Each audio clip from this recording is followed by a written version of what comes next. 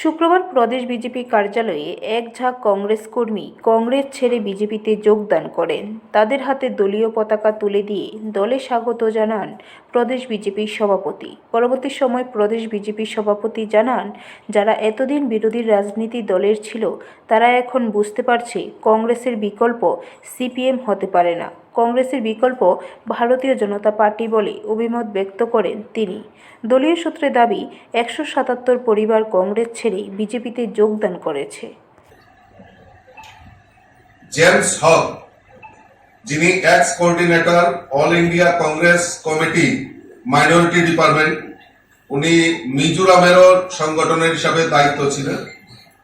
আজকে তপন সিং থেকে শুরু করে আজকে কংগ্রেসের বৃহৎ অংশের একটা গ্রুপ বড় জয়েনিং আজকে ভারতীয় জনতা পার্টিতে যোগদান করছে।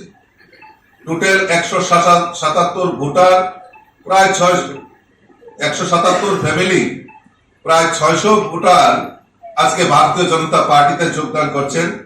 তার মধ্যে বাদারঘাট, চরিলাম, বিশালগড় এবং রামনগরের অধিকাংশ কংগ্রেস কর্মীরা, সমর্থক এবং লিডাররা আজকে আমাদের ভারতীয় জনতা পার্টিতে যোগদান করছেন।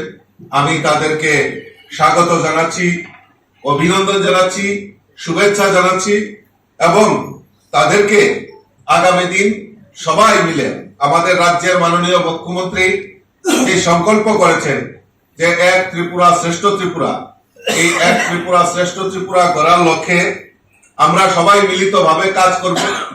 আমাদের যে সংকল্প যে 2024-এর যে লোকসভা নির্বাচন, আর কিছুদিনের মধ্যেই এই নির্বাচনের নির্ঘণ্ট ঘোষণা করা হবে।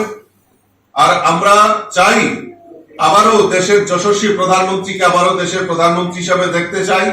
ব্যুরো রিপোর্ট, খবর ত্রিপুরা।